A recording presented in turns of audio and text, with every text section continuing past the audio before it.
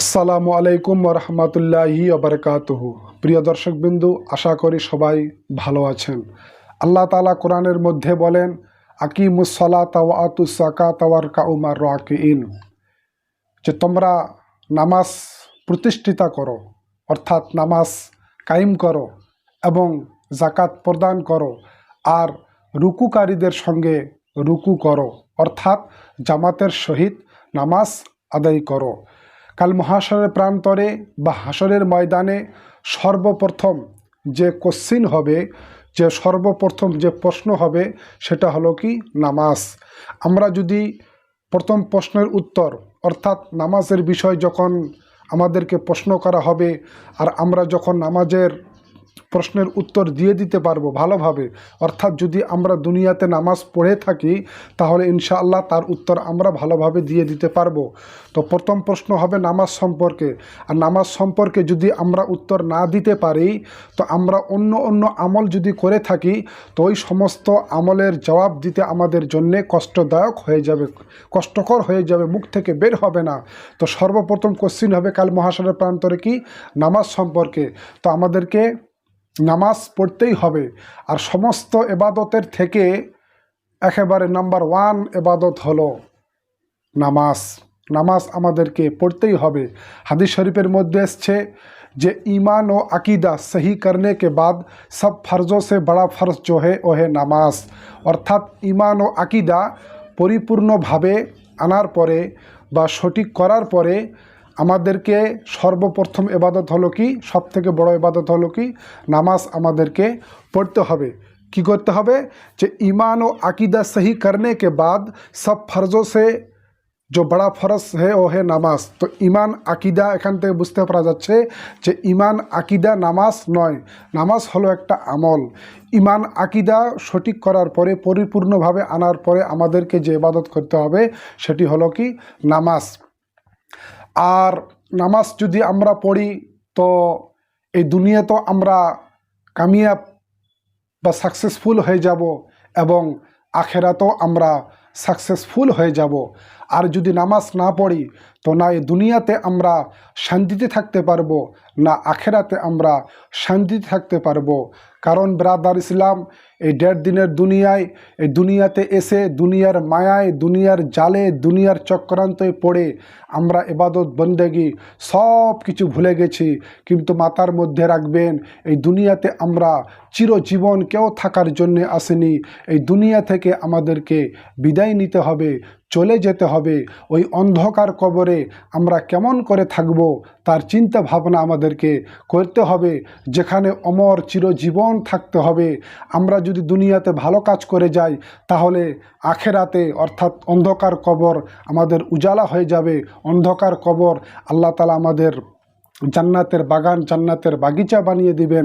সেখানে আমরা সারা জীবন আমরা সুখে শান্তিতে জান্নাতের মধ্যে থাকতে পারবো। আর যদি আমরা দুনিয়াতে ইবাদত বন্দেগি না করি, তাহলে এই দুনিয়া তো আমাদের অভাব অনটন লেগেই থাকবে। এই দুনিয়া তো আমরা শান্তিতে থাকতে পারবো না, আখেরাতেও আমরা শান্তিতে থাকতে পারবো না। যারা আল্লাহর ইবাদত বন্দেগি করে না, শুধু দুনিয়াদারি করে, তাদের দিকে দেখেন যে তারা কতই টাকা ইনকাম করছে, মাশাআল্লাহ প্রচুর টাকা ইনকাম করে, কিন্তু ওদের হাঁড়িতে গাড়িতে বাড়িতে রুজি রোজগারে বরকত নাই, তাদের চেহারাতে নূর নাই। এই দুনিয়ার দৌলত করতে করতে করতে, দৌলত টাকা পয়সা করতে করতে করতে দুনিয়া থেকে বিদায় নিয়ে চলে যায়। এই দুনিয়াতেও শান্তি পেল না, আখেরাতেও শান্তি তারা পাবে না। আমাদেরকে নামাজ পড়তে হবে। যে এক ব্যক্তি হুজুর গৌসে পাক রাদিয়াল্লাহু তাআলা আনহুর দরবারে উপস্থিত হয়ে জিজ্ঞাসা করলেন যে হুজুর, আমি কোনো কিতাবের মধ্যে লেখা রয়েছে যে আমার আয় ইনকাম রোজগার হয়, কিন্তু হাঁড়িতে গাড়িতে বাড়িতে বরকত নাই। অর্থাৎ হুজুর, আমি প্রচণ্ড টাকা ইনকাম করি, কিন্তু এই দিক থেকে টাকা এনে পকেটে ভরলাম, আর এই দিক থেকে বেরিয়ে চলে গেল। কোন দিকের টাকা কোন দিকে গেল কিছুই বুঝতে পারি না। আয় ইনকাম করি, কিন্তু আমার হাঁড়িতে গাড়িতে বাড়িতে রুজি রোজগারে বরকত নাই। হুজুর, আপনি আমাকে একটা ওজিফা বলে দিন, আমল বলে দিন বা একটা তাবিজ দিন, যে তাবিজের মাধ্যমে বা যে আমলের মাধ্যমে যেন আমার হাড়িতে গাড়িতে বাড়িতে রুজি রোজগারে বরকত হয়। তখন গৌসে পাক বললেন, আচ্ছা বলো, তোমার বাড়ি কি রাস্তার ধারে? ওই ব্যক্তি বললেন, জি হুজুর, আমার বাড়ি হলো রাস্তার ধারে। তখন গৌসে পাক বললেন যে যাও, তোমার বাড়ির দরওয়াজাতে একটা পর্দা লাগিয়ে দাও, তোমার হাড়িতে গাড়িতে বাড়িতে রুজি রোজগারে বরকত হবে। ওই লোকটা মনে মনে চিন্তা করেন যে আমি হুজুরের কাছে আসলাম দোয়া তাবিজ নিতে, হুজুর আমাকে দোয়া তাবিজ না দিয়ে বাড়ির দরওয়াজার সামনে বা গেটের সামনে পর্দা লাগাতে বললেন, কারণটা কি? আল্লাহ রসুলে ভালো জানেন। এই বলে উনি চলে গেলেন। বাড়িতে যাওয়ার পরে বাড়ির দরওয়াজাতে একটা পর্দা লাগিয়ে দিলেন। কয়েকদিন পর, কিছুদিন কাটার পরে মাশাআল্লাহ সুবহান আল্লাহ, তার হাড়িতে বাড়িতে গাড়িতে রুজি রোজগারে বরকত হতে লাগলো। চতুর্দিক থেকে আরও বেশি বেশি করে টাকা আসতে লাগলো। এইবার টাকা দেখতে পেতে লাগলেন। মাশাআল্লাহ, উনি খুশি হয়ে গেলেন। খুশি হয়ে একটু তোহফা বা গিফট হিসাবে হুজুর গৌসে পাক রাদিয়াল্লাহু তাআলা আনহুর দরবারে উপস্থিত করলেন যে মাশাআল্লাহ, যার জন্যে আজ আমার হাড়িতে গাড়িতে বাড়িতে রুজি রোজগারে বরকত, যার জন্যে আজকে আমি টাকা দেখতে পাচ্ছি মোটা মোটা, সুবহানাল্লাহ, যার জন্যে আজকে আমি শান্তিতে রয়েছি, তার জন্য কিছু নিয়ে যাই। তো কিছু তোহফা হিসাবে গৌসে পাকের দরবারে উপস্থিত করলেন। এবার হুজুর গৌসে পাককে যখন ওই তোহফা দিলেন, তো হুজুর গৌসে পাক ওই তোহফা গ্রহণ করলেন। গ্রহণ করার পরে ওই ব্যক্তি জিজ্ঞাসা করলেন যে হুজুর, একটা প্রশ্ন করব? বলে হ্যাঁ বলো।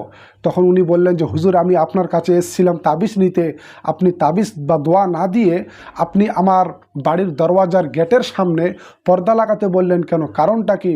তখন গৌসে পাক বললেন যে শোনো, তোমার বাড়ি হলো রাস্তার ধারে, আর ওই রাস্তা দিয়ে বিভিন্ন ধরনের ভ্যারাইটিস রকমের বিভিন্ন ধরনের গুনাহগার ব্যক্তি যায়।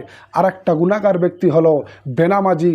ওই বেনামাজি ওই রাস্তা দিয়ে যায়, আর বেনামাজির দৃষ্টি, বেনামাজির নেগা, বেনামাজির চোখের দৃষ্টি যে বাড়িতে পড়বে, যেই দরওয়াজায় পড়বে, ওই বাড়ি থেকে আল্লাহ তাআলা রহমত বরকত উঠিয়ে নিবে। এই কারণে আমি তোমার বাড়ির দরওয়াজাতে আমি পর্দা লাগাতে বলেছি, যাতে বেনামাজির চোখের দৃষ্টি থেকে বেঁচে থাকে।